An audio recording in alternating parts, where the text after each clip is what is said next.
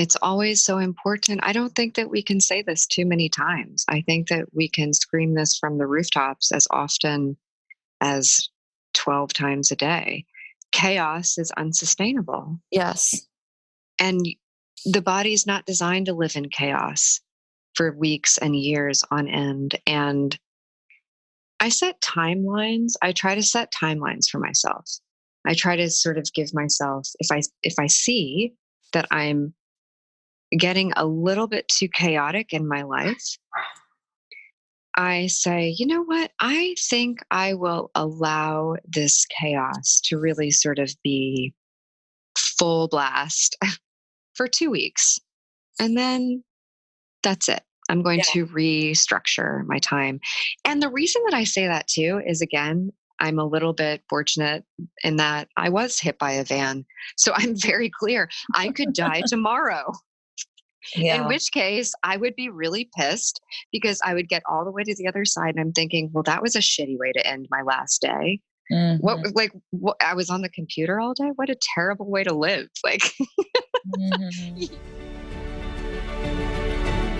Welcome to Reclaim, a podcast for women by women on conversations that matter. I am your host, Thais Sky, international speaker, teacher, and a certified life coach currently working to become a licensed psychotherapist in the state of California.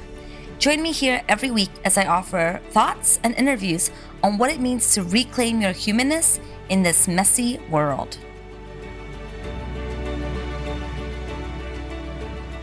Hello, all of you beautiful humans. Welcome to Reclaim the podcast. How are you doing? I haven't gone live with you all in about 2 weeks because I was relaunching the Reclaiming series, the Reclaiming Worth series, I should say, but I missed you all and I hope you're all doing good.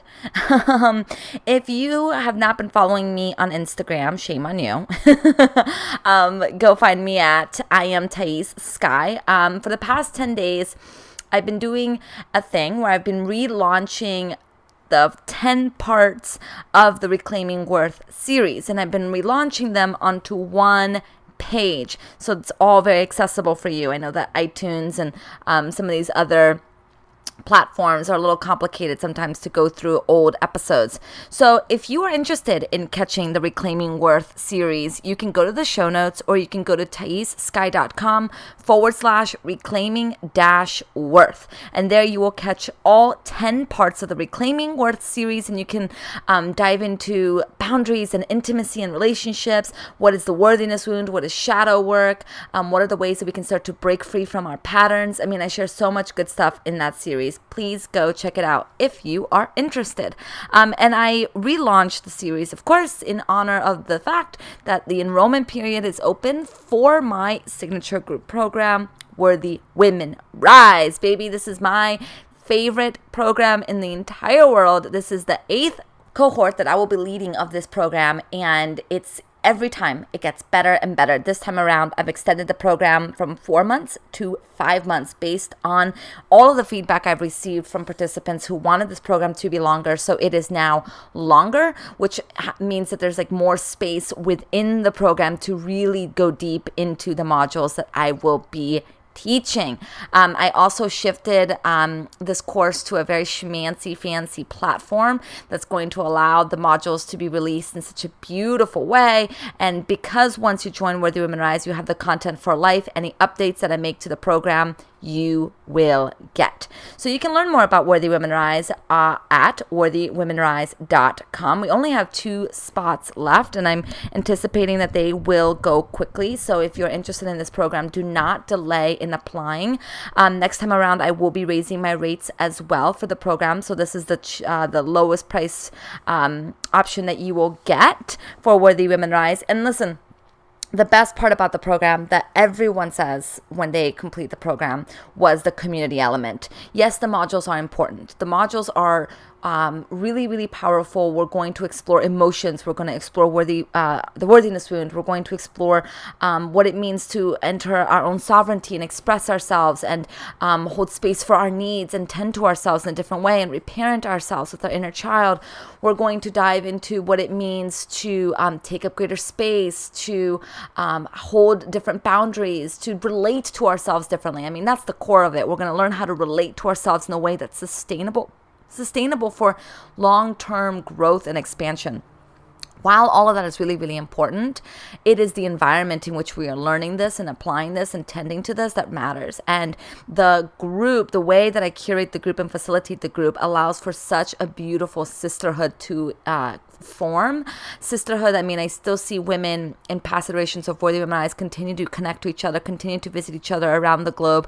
I mean, it's really exciting to watch these women have created these lifetime bonds with people who have seen a part of themselves that no one else has. The sisterhood is amazing. The group calls where we all get to witness each other and hold each other as we're going through our exploration is so powerful. And we don't get that in this world, do we? I feel like in many ways we are so isolated from community. We are so isolated from a sisterhood of people that we can depend on and lean on without being afraid that they're not going to be able to take care of us. And so this is a really corrective experience of what it means to trust each other and trust ourselves. So if you're interested in learning more about Worthy Women Rise, go to worthywomenrise.com. Like I said, we only have a few spots available. It will go fast. So do not hesitate to apply if you're interested in joining us. I mean, I'm not going to lie to you. Like, we are going to have future cohorts of Worthy Women Rise. The program is not going to go anywhere. However, sometimes we have to just decide that enough of the waiting and enough of the pushing it off until it becomes more convenient. It's never going to be more convenient to really take ownership of your pain and do something about it.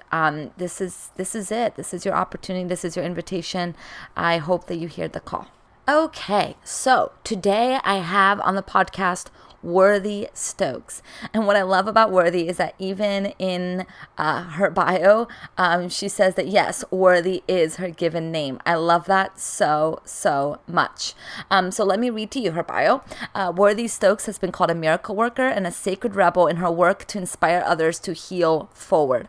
More than 25,000 people worldwide have practiced her heart-mind meditations on Insight Timer, and her work as a transformation coach leads women to evolve at the intersection of relational neuroscience and spirituality. In 2014, Worthy survived a collision and sustained a brain trauma that catapulted her into a near-death experience lasting for 2 hours. She chose to return to her body and regained consciousness to find her life has been irreversibly altered. She was missing 2.5 senses. Her lived experiences with awakenings, anosmia, which is a loss of smell, ageusia, which is loss of taste, and altitudinal really asking me to pronounce some hard words here. Hemianopia, which is vision loss, and motion blindness drives her message. You are never not worthy. And yes, Worthy is her real name. So this woman has experienced something quite life-changing. I mean, truly an event that caused everything that she knew about herself before the event to be changed and altered to make space for this person that she is now. And the conversation that we have together is exactly that, the intersection of neuroscience and spirituality, where we're going to explore what it means to heal forward, what it means to slow down, what it means to meditate, what it means to honor the call within us. Like, what do all these things mean in relationship to neuroscience, in relationship to our brain, like in relationship to the very grounded humanness that is who we are. I love this conversation with Worthy, and I cannot wait for you to listen in. And so, while you're listening to this episode, I want you to be thinking about your own relationship with yourself, with your own healing. What does it mean for you to heal? How has meditation supported your healing? Do you make space for meditation? Why or why not? What do you feel like your life would be like if it was completely altered and changed by something like a car accident? You know, like, how do you feel like you would deal with it, cope with it? And what do you hope that from that kind of analysis that you would want to change about how you're leading your life right now? Hello, Worthy. Welcome to Reclaim the Podcast. Thank you so much for being here with me today. You're welcome. Thank you for having me on this adventure with you. Yeah, I have to say, my favorite part of your bio is the part where you says, "Yes, Worthy is your name." I bet you get that question so often. I think that is so fabulous that it's your name, and I just want to like just give all the praises to the world because I think that that's just so cool. Thank you. I know I do too. I sort of have this thing now where 'cause a lot of people think I named myself, and I say no. I show this. This is I'm doing me. I've been doing me since I appeared on the planet. I love it. I love it. So, for people who aren't familiar with you and your work, share a little bit about what's been, what you do right now. What are you excited about? Just a little bit of background. Yeah, thank you. So I am. I guess I always start. I always start with. I was hit by a van. I had a near-death experience. I'm a survivor with more than a decade of deep experience with meditation. And now what I do is I work with clients one-on-one at the intersection of spirituality and neuroscience and evolution and what I like to call healing forward into transformation. And I occasionally lead retreats. I have one coming up I'm excited about. And I do teacher trainings. My meditation technique is called Heart Mind, and you can hear me for free any time on Insight Timer. So I love that. I love that thousands of people all over the world meditate with me. I love it. I That's love pretty cool. Insight Timer so much. So that's fun to know that you're on there. I'm going to go search for you. Yes. Yeah. Okay, so near death experience. How old were you when you had this experience? I was 34. Okay. And that happened. Mm-hmm. Yeah, so you were like pretty kind of settled in your life, so to speak. Like it's not like you were a child and you were kind of still formalizing who you were. Like you're kind of in the space of being like squarely in adulthood, and then this kind of huge like life-changing experience happened. And I'm curious, like what beyond the physical ramifications of that experience, what was the most difficult kind of energetic, spiritual, emotional kind of processing that you had to go through? I love that question. So the interesting part about me in particular is, or this story rather, is I had been meditating seriously for 5 years before this happened. And I'd been involved in a lot of different learning spaces. I'd received a lot of coaching. I'd gone through a lot of processes and experiences with meditation and other different practices and techniques. And when this actually happened, I had given up the entire field of spirituality. And so I had stabilized my meditation practice, but that's really all I was working with in my life. And I'd gotten I experienced a huge amount of frustration around the ungroundedness in a lot of the spiritual experiences I'd had up to that point. So I had given up spirituality. I had kept my meditation practice. And I was really proud of myself. I thought, oh, this is great. This is fresh and simple. And I'm not, thinking about self coaching or self evolution. I had reached, to your point, reached a steady kind of moment in my life in some ways. And then I had sort of the quintessential spiritual awakening experience, really the ultimate experience of death and the other side and all that stuff. So when that happened to me, there is a part of it that's very funny because I'd given up that part of our experience. And I had really decided to devote myself to what I could see and sense and taste and to this world. So to be in that space and then to sort of go get blasted beyond into, whatever, and then coming back, I thought, well, Shit. Okay. That was transformative. So the challenge was reintegrating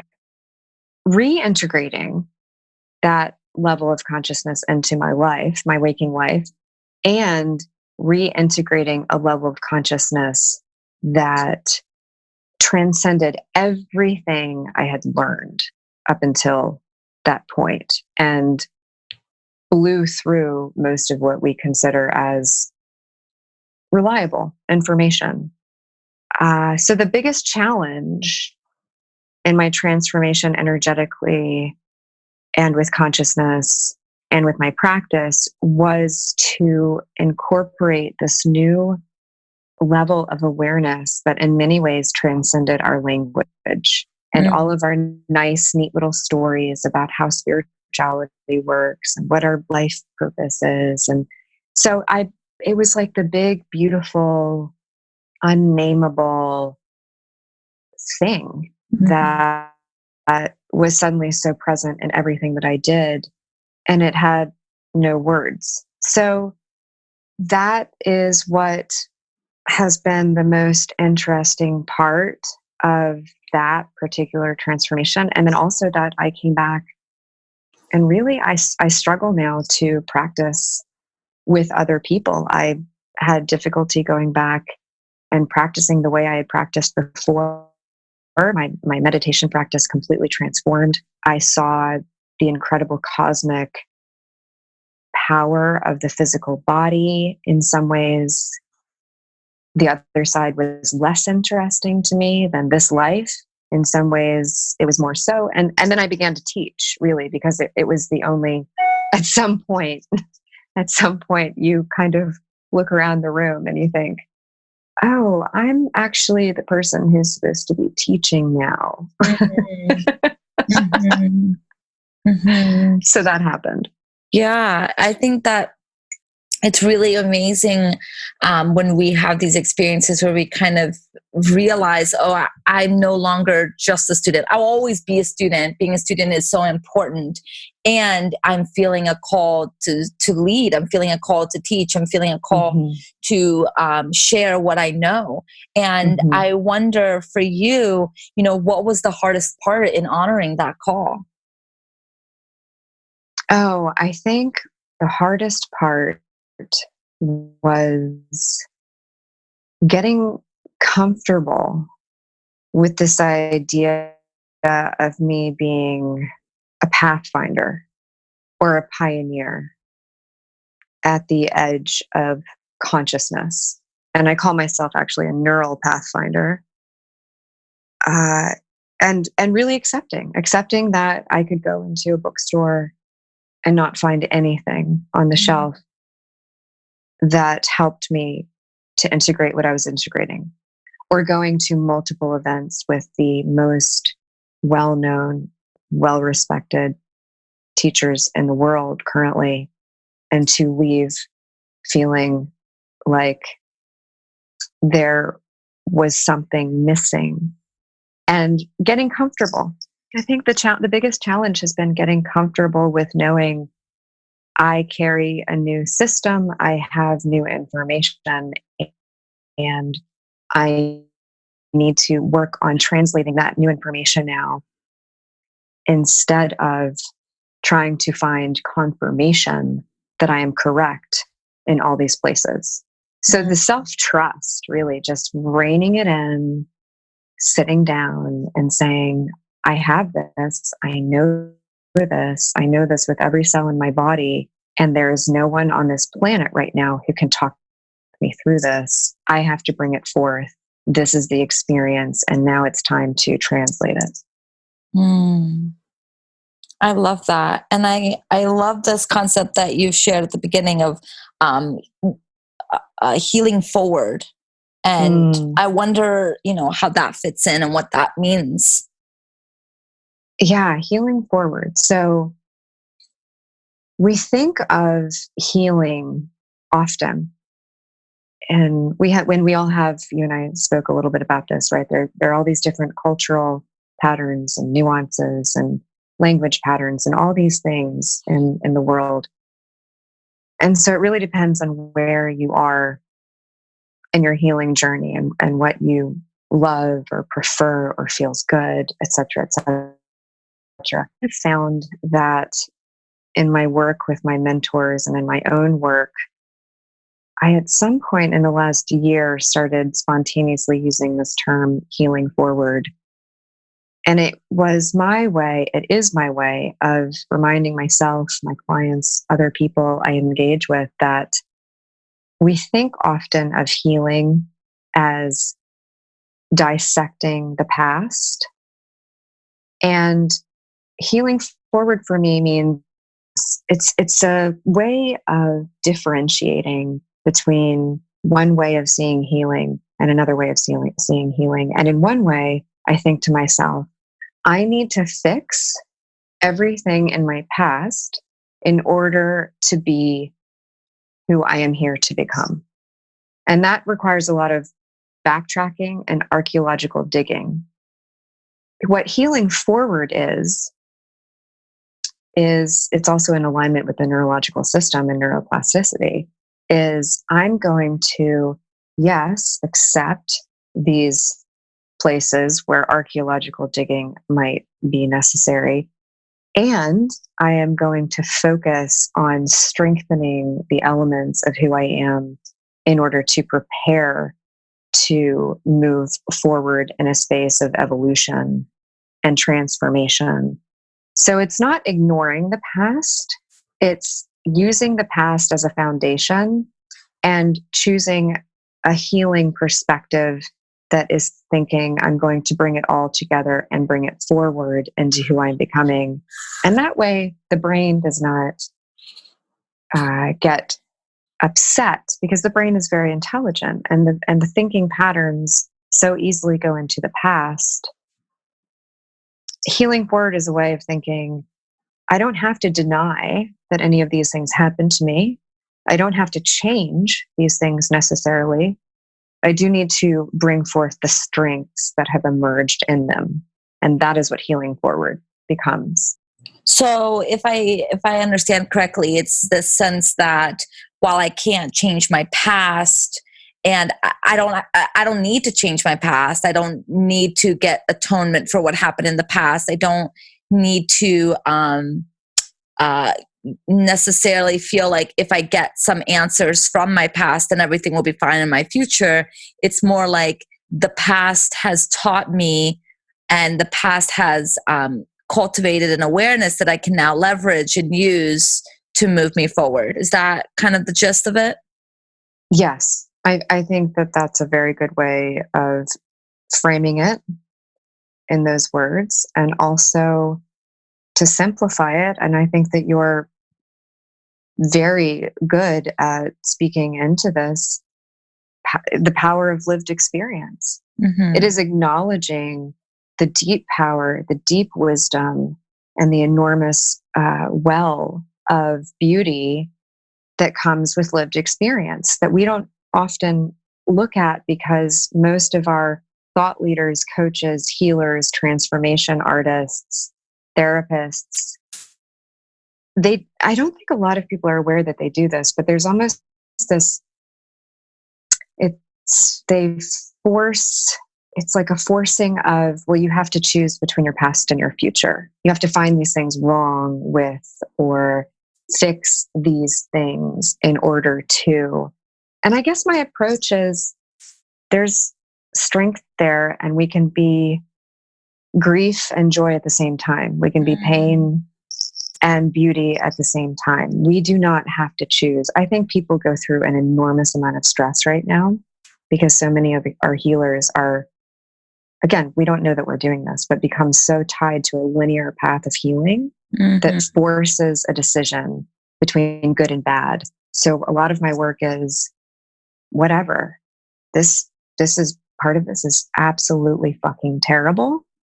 And part of this is you will live, and somehow there are miracles that are going to emerge in tandem. There is no wrong way. There is no way to be punished. There is constant opportunity for a spontaneous self-liberation. I love that. I love that so much. And I think what you're kind of breathing life into is that healing is actually tremendously expansive.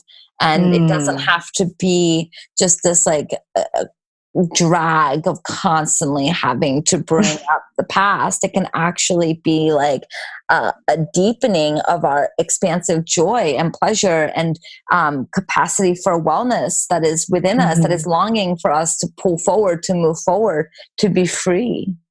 Mm-hmm. Exactly. Yeah. Yeah. It isn't linear. I think we want everything to be so linear. Mm-hmm. It's especially in the world that we live on, because there's so much chaos and confusion and overlapping, and with social media, we crave linear. We crave it now. Mm-hmm. And unfortunately, the one thing in the world that is definitely not linear is healing. Yeah, 100%. Yeah. So we can get order in other spaces, but not necessarily in our field of consciousness. Yeah, yeah. And so talk to me a little bit about, because I love your approach to meditation. I was saying before we started to record that it's so refreshing, because I often see kind of meditation being taught as a very like kind of, well, I said to you, a colonized version of what it was, but like kind of like frou frou and woo woo, and like it sounds so good, but the way that you approach it is trauma informed. It's physiological, neurologically based, and I think that's so important, because it's like you're marrying a traditional tool that is so grounded in healing, and science is kind of catching up to it, and you're bringing in that modern science to kind of give validity, not give validity. What am I trying to say? To like to kind of Right. give a structure to how we can understand this tool. Right. So yeah, isn't it amazing how we always feel so much better when there's science behind something, even though science and reality is actually 20 years behind 100%. reality. That's so funny how we do that.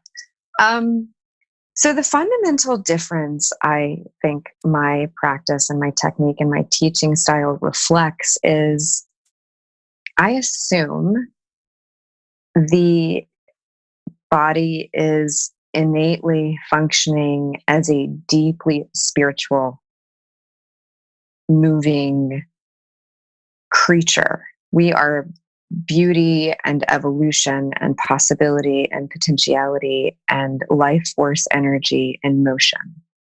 And that's important, because what we see a lot of the time in meditation techniques, or how they're presented, is, let's do this technique so that we become more spiritual. Which now always makes me laugh, because you can never not be spiritual. It's what we are first and foremost. We're spiritual creatures in these incredible physiological systems.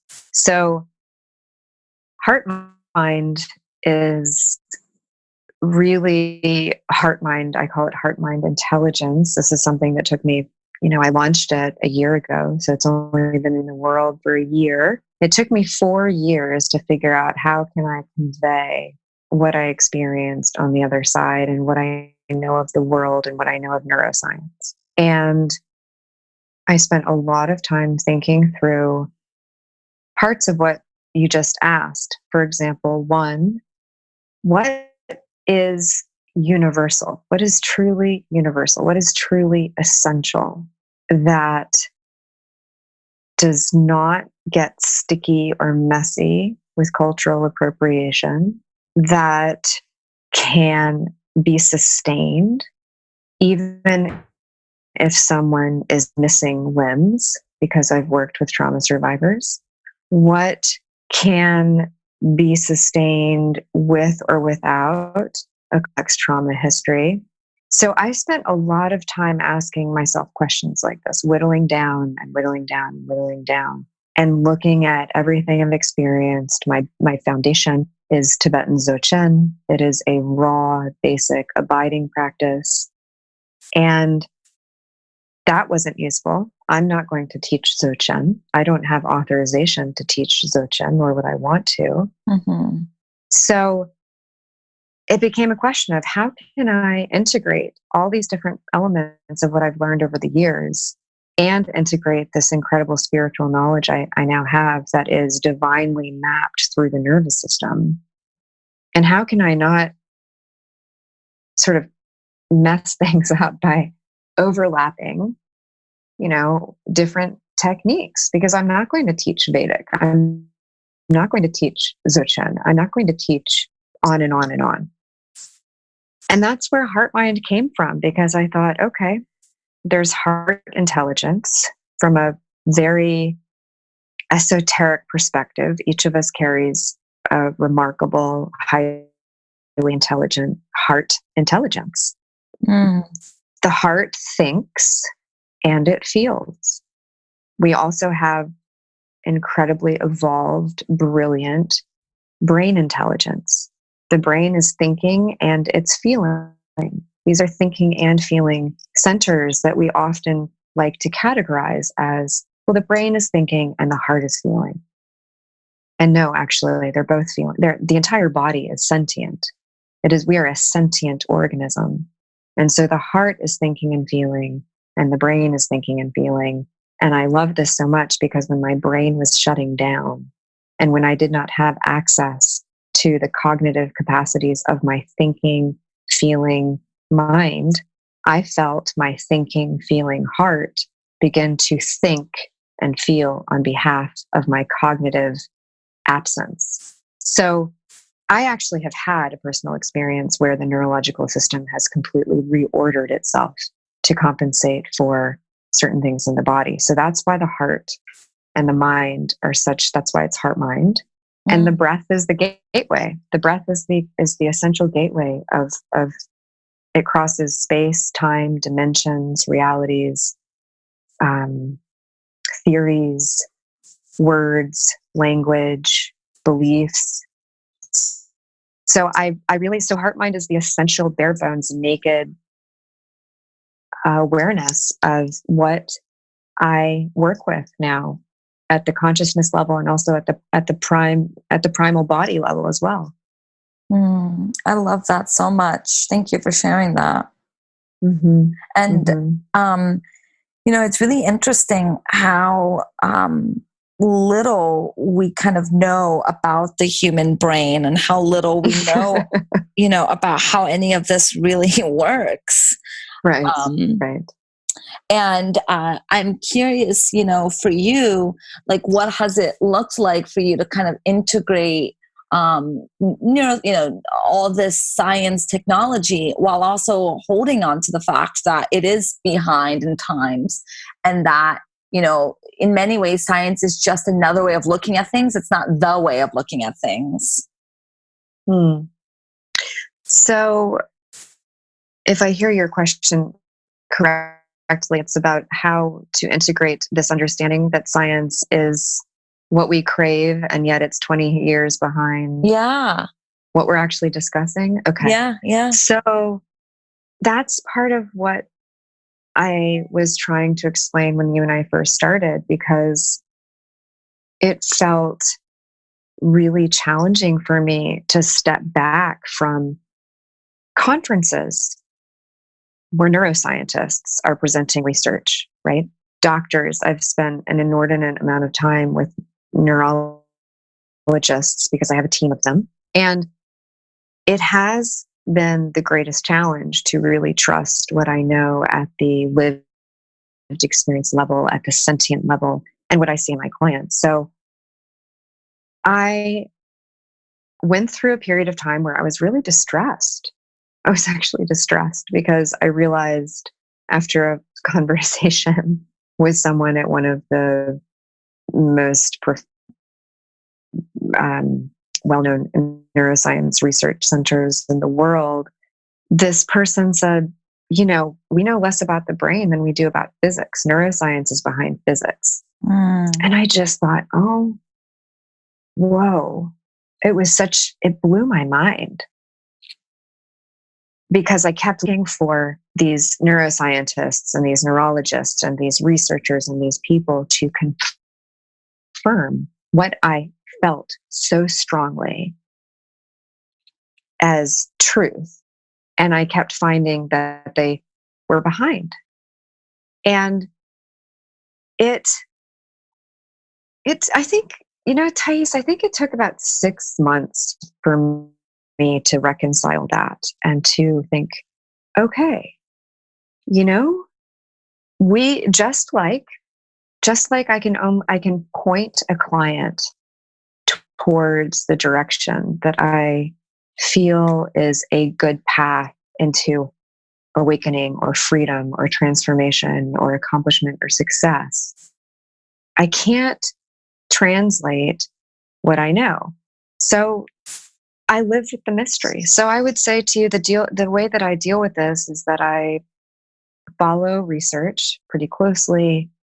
I have met with some of the most deeply experienced, well-informed scientists kind of in the meditation, neurology, relational neuroscience space. And at the end of the day, I feel like what I'm doing it's what I do. And I don't need to find confirmation anymore in the research. I feel like much of what I will do for the next 20 years will be confirmed in 20 years. I will be an old lady by the time we really start talking about the actual quantum mechanics of the neurological system. And that's okay. I'm here to live my life and contribute what brings me joy and feel alive, right? Just feel as alive as I need to and want to and wish to. And that for me is talking about the quantum mechanics of the neurology system. And, see you in 20 years. Yeah. Yeah. Totally. I really get that. And I think we have to make sure that we're continuing to check in with well, what is healing for me? What does it look like and feel like for me to feel alive, to feel joy, to feel, because if we're not feeling that, then no matter what knowledge and intellectualization that we have, isn't supporting us. Exactly. And I'd love to take a moment to talk, for example, about an incredible researcher who is not discussed very often, and she's doing incredible work, and that is Dr. Willoughby Brittney. She is doing clinical research and really some interesting stuff at Brown University, and she's a neuroscientist. And she explores the different experiences that meditation has on the neurological system. And it's so variable. And many of the meditation techniques that we're teaching right now and all the apps and all the things that we're doing are in fact contributing to states of dissociation, not presence. Mm-hmm. And because of the cultural appropriation, which you mentioned earlier, I often speak about, we are in a very, and this is my words, these are my words, not hers. I think we are in a very, I don't want to say dangerous, but I want to say a risky space where we are using cultural standards. We're swapping. We're kind of switching back and forth and saying, well, awakening in this country is awakening in New York City also. So look for these experiences when you're meditating. And we are not monks living in a monastery.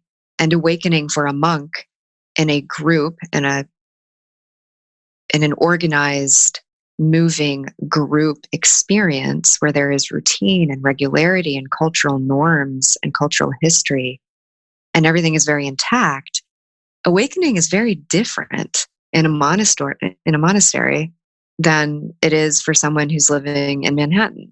Mm-hmm. And I think it's really important to speak into that. I love speaking into that because I don't think enough people do it. Yeah, I really like that comparison because I think that, we're constantly kind of expecting ourselves to be able to somehow juggle the complexities of our everyday life and also, be like a monk in a monastery, with our practice and just somehow achieve some type of awakening enlightenment that is just not grounded in Hmm. the way that our lives are currently set up. Absolutely. Yeah. Absolutely.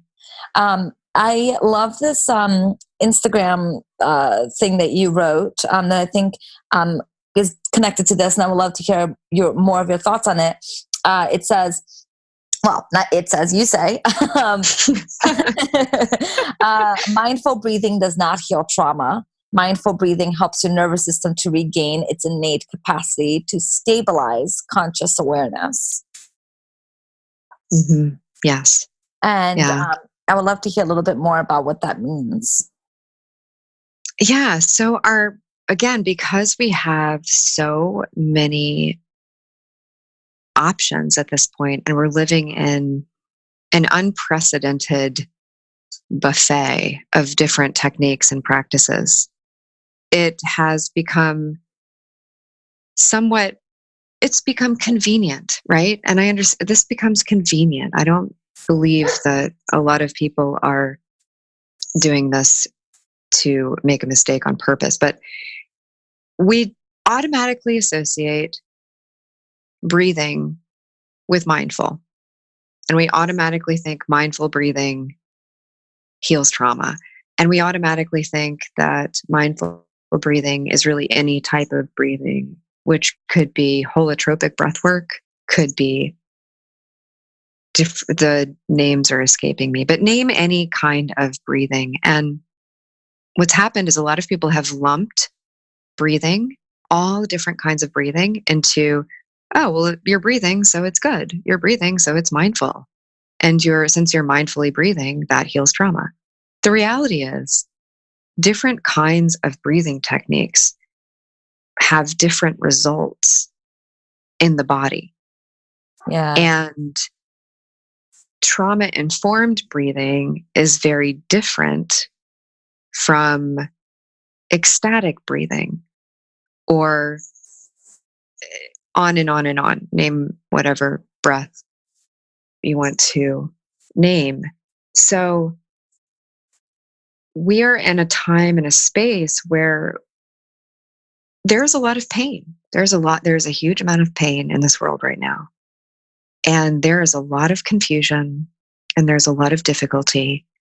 And we in the United States live in a very fast paced environment. And we are moving faster and faster and faster and getting more and more attracted to the most convenient thing to help us feel better. And in the mindfulness space or in the meditation space or in the contemplative space, that can be the hottest new meditation technique, et cetera, et cetera. So I guess in that post, I was trying to say, you can't just breathe and think that you're going to heal trauma. You can't just breathe and think that you're practicing meditation.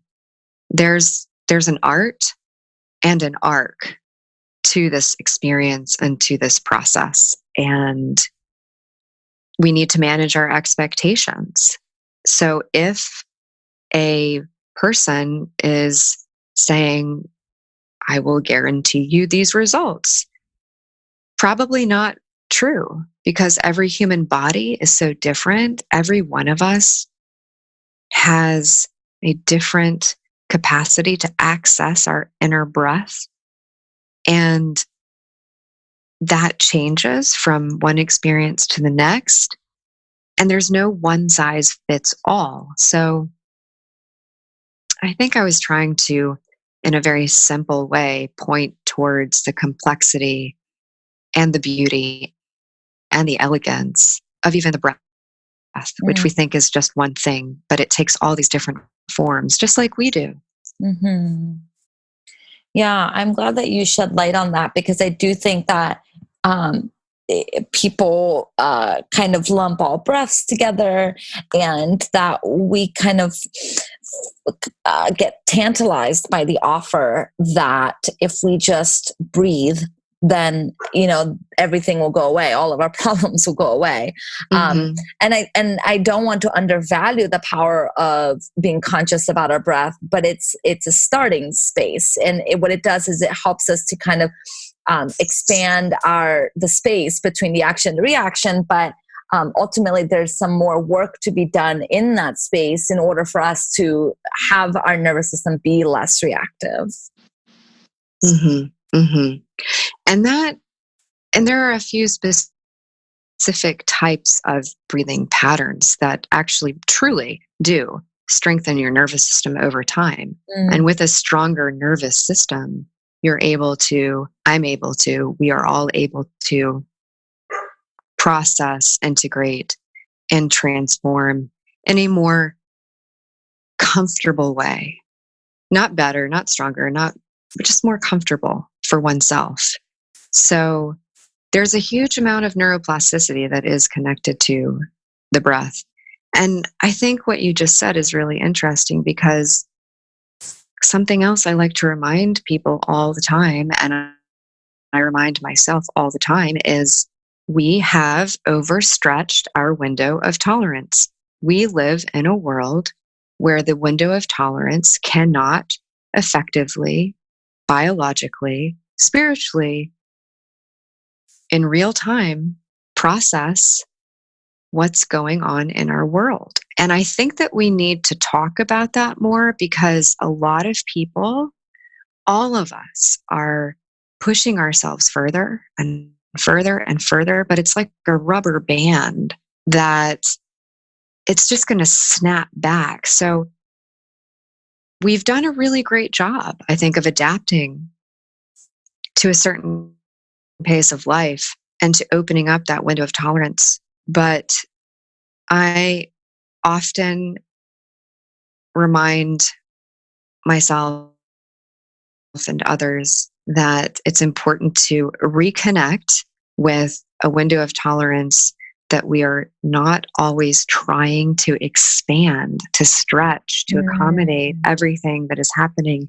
in this life, because there's nothing wrong with you. There's actually something wrong with the pace of this life. Yes. That's so critical, because people are beating themselves up about not being able to do more.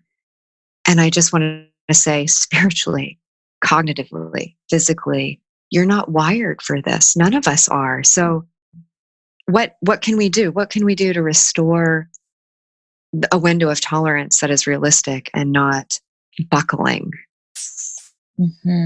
I think that's really profound and really important. Thank you for sharing that. I hope that really lands with our listeners, because I think honoring our limitations, honoring our humanness, is such a critical component to healing and to moving forward, and to kind of finding joy and finding aliveness, where we're at. Absolutely. And you work with various wounding related to feelings of worthiness. And I think this is interesting for the two of us to chat about, because if, for example, a human being has a window of tolerance that has been overstretched, expanded beyond its actual capability at the spiritual, emotional, cognitive, physical, biological level, if we stretch and stretch and stretch and stretch, we become less capable at the physical, spiritual, cognitive, biological level of pursuing our dreams. We become less capable of pursuing our dreams. We become less capable of caring for ourselves. We become less capable of caring for our communities. We become less capable. And that drive to expand a window of tolerance and to really ask the impossible. We are asking the impossible of our nervous system, And then we are trying to do something we're not wired to do. And we're trying to do so much that we can't possibly do it. And so then we feel terrible about ourselves, and our sense of worth is devalued. And our sense of worth in relationship to others starts to go into the toilet. So to kind of connect all of what we're talking about, the window of tolerance and the breath and the neuroplasticity and the spirituality and the reality that we are all living in right now is all wrapped up in this worthiness wound, because we're setting ourselves up for failure every day by trying to do the impossible.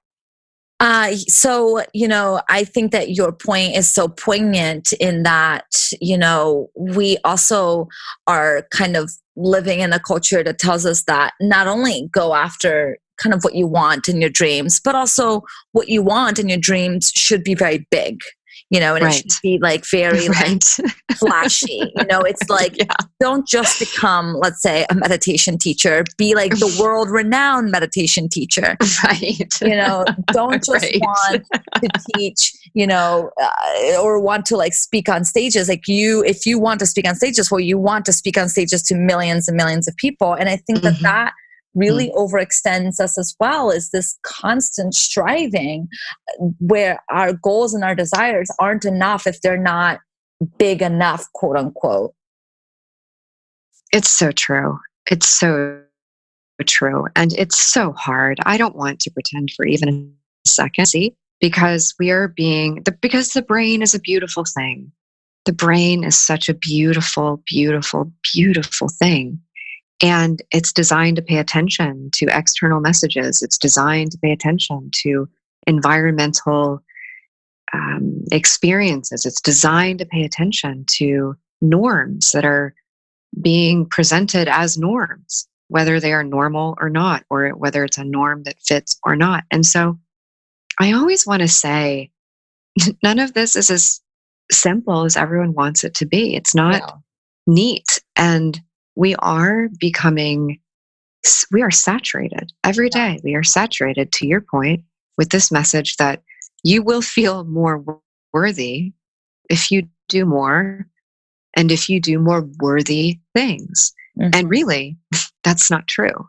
You will feel more worthy if you can evolve, experience, set goals, heal forward in a way that doesn't compromise your sleep, your space in the day to be who you are, your friendships, your time with your children.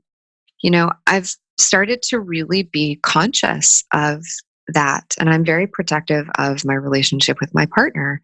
If I feel like my work or my dreaming or my projects are taking me away from my time with him, even if that means I'm sitting with him and I'm not fully present, I know that I'm doing too much. Because the goal is to be present for the entire life, not just the exciting, dramatic, climax moments. It's to be present for the whole life. So when I start to notice that I'm compromising my presence for a goal, I step back and I think, how can I restructure this, or rearrange my goal, or renegotiate the time that I'm spending on this goal? And is it that important? Is it so important that I'm willing to sacrifice my presence for it? And sometimes it is. Sometimes it is, but not all the time. And I think that many of us have just gotten very accustomed to jumping into the next bigger, better version of myself. And we're not calculating, we're not stopping and thinking, how much presence am I giving up for this dream? Because if we give up too much presence for the dream, then we get to the dream and the dream is great. And we realize that I've spent 2 years not really being present because I was preparing for this moment. And now this moment is over. But shit, was I really there for the last 2 years? Yeah. Does that make sense? Oh, yes, it makes a lot of sense. My partner and I are both right now in the process of getting our master's. I mean, that's how we met, was through my master's program. And we're noticing that as we're being stretched thinner and thinner and thinner out in the world because of our obligations, it's really not even like, things that we necessarily are saying 100% saying yes to. Of course, there's always choice, but as we're getting spread thinner and thinner out there, it's become so much more difficult for us to be fully engaged with each other. And we've been having the very real conversations of, what can we make sure, like, okay, so we're being stretched thin right now, but it can become addicting. And we may think that, like, when we have more choice and things settle down a bit, that we're going to continue to overextend. So, like, how can we make sure that this overextension isn't the way that things are forever? How can we make sure that we honor that right now this is how it is and this is how it has to be, but eventually it's not going to be that way anymore, and I want to come back to a different norm, because I think that we can get so accustomed to living our lives to a certain pace and thinking that that's the way that we should always be leading our lives. And it's important that we're questioning that pace and making sure that when we can adjust, that we're adjusting for a slower pace in order to offer ourselves that presence that you speak, that gift of really being able to be with the people around us. Because you're so right, Worthy. Like, our excitement about our careers and the flashiness of it is beautiful. And it has such an important element to our lives and its purpose, and it's exciting, but it's not all of it, and it shouldn't be all of it. And that tantalizing flash doesn't necessarily mean that we want to sacrifice every other element of our lives for it.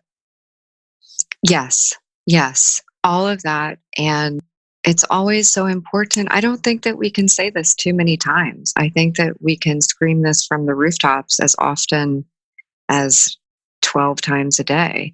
Chaos is unsustainable. Yes. And the body's not designed to live in chaos for weeks and years on end. And I set timelines. I try to set timelines for myself. I try to sort of give myself, if I see that I'm getting a little bit too chaotic in my life, I say, you know what? I think I will allow this chaos to really sort of be full blast for 2 weeks. And then that's it. I'm going to restructure my time. And the reason that I say that too is, again, I'm a little bit fortunate in that I was hit by a van. So I'm very clear. I could die tomorrow.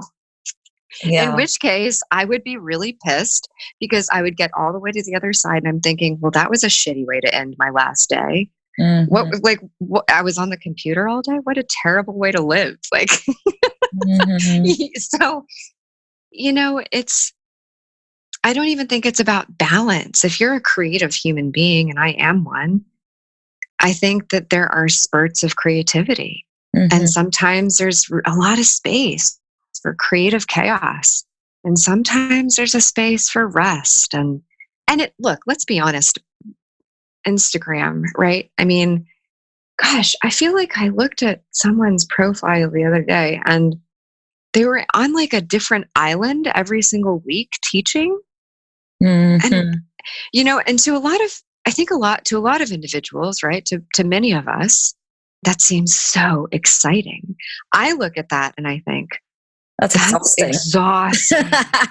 Oh my gosh. But it's presented in a way that's so glamorizing. Yes. That it tricks us. It tricks the brain. It tricks the brain into thinking that's what I want.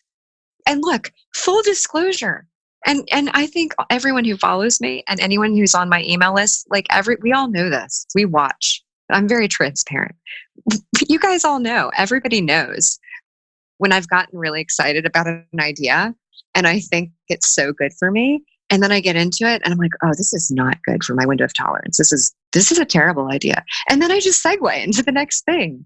And, I keep up with all of my responsibilities. I'm doing my things, but I when I need to turn left, I turn left. Mm-hmm. When I feel like the chaos is too much, I push the pause button, and I'm very good at that. Mm-hmm. I love that. I think I'm 100% a yes. I think that it's very easy for us to think that somehow the exhaustion is a necessary component to our success. And I think that there's a different way that we can navigate the world. And I love how you said it. There is the chaotic creativity is a beautiful element. We just don't want to be there all the time, Right. Like, we don't want to shame it because it's so powerful and it's so good when it's here. It can get so exciting. And so we want to love that up because that's so powerful and that's so human, but we just maybe not want to stay there forever because that's not sustainable. And not only is it not sustainable, it can be very hard on our nervous system. Yes. So hard. But so I know that we can just keep talking forever and ever and ever. And this conversation has been so good. I really, really appreciate all of your wisdom that you shared with us today. Do you have any final nuggets, anything else that you want to make sure that you say before we wrap up? Yes. The tortoise won the race. Mm-hmm. I love that. Yes. I love that so much. Thank you, Worthy, for being on this podcast. I love your wisdom. I love your presence on Instagram. I love the work that you're doing. Thank you for doing it. I appreciate you endlessly. So thank you. Thank you for having me on. This is super fun. And I love hearing from you. And I love everything you're doing because feeling unworthy is, in fact, the number one wound in the world. So it is a good thing to devote beauty to. Yes. So thank you. Thank you.